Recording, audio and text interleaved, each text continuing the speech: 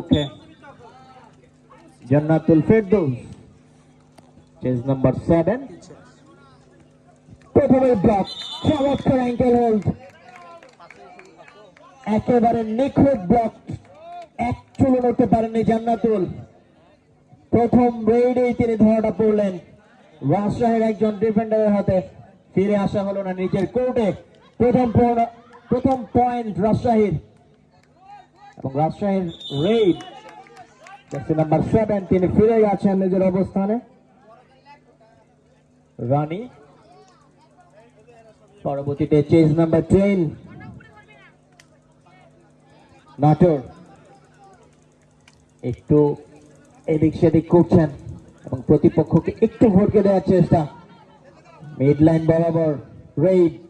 এরপরে রাইট কর্নারে একটা লেগ টাচের আপ্রাণ চেষ্টা ছিল তার সেই জায়গায় ব্যর্থ হননি ফিরে এসেছেন কোনো পয়েন্ট ছাড়াই অপরদিকে রাজশাহী 2 রাজশাহী রেইড দলনায়ক রানী তার কাছ থেকে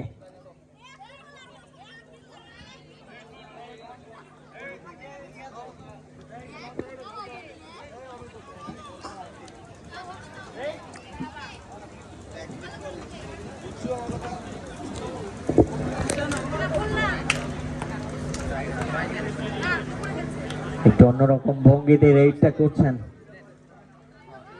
অনেকটা জায়গা দিয়েছেন ডিফেন্ডারদেরকে বোনাস পয়েন্টটা এখনো পর্যন্ত নিতে পারেননি প্রত্যেক কজন খেলোয়াড়ই অক্ষত রাজশাহী দলের 7 জন আর এইদিকে একজন আউট হয়েছেন ও 2 জন আউট হয়েছেন 5 জন রয়েছেন লেফট কর্নার বোনাস পয়েন্ট এখন পর্যন্ত নিতে দেননি একেবারে চেপে ধরেছেন রাইডারকে রেডার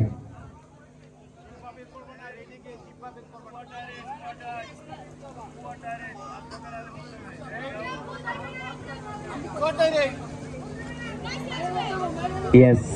কমপ্লিট করে ফেলেছেন বোনাসটা তবে শেষমেশ যেই বোনাসটা বেশি প্রয়োজন ছিল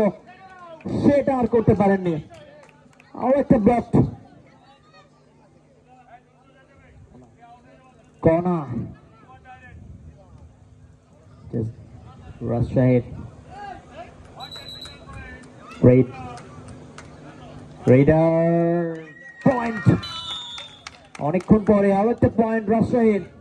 পয়েন্ট দাঁড়াবে 4 অপরদিকে নীল নাটোর এখনো পর্যন্ত কোনো পয়েন্টের দেখা নেই নাটোরের আবার চেজ নাম্বার 10 নাটোরের পক্ষে রেড করছেন অনেকটা ভেতরে ঢুকেছেন একটু হেলে ধুলে রেডটা শানাচ্ছেন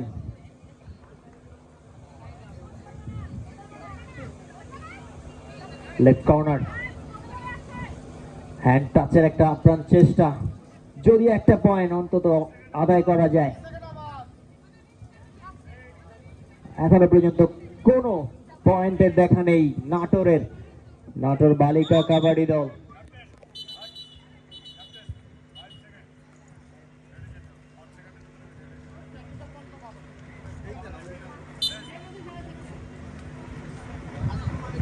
প্রথমবারের মতো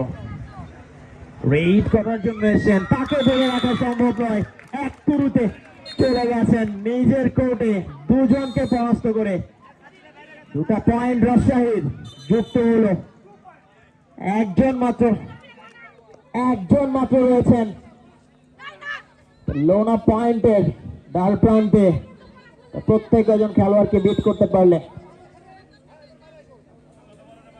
লোনা প্রাপ্তির দ্বার প্রান্তে রাজশাহী ইয়েস ক্যাপ্টেন তিনি নিয়ে গেছেন পয়েন্টটা লোনা সহ 3টা পয়েন্ট রাজশাহীর 6 নাটোরের 0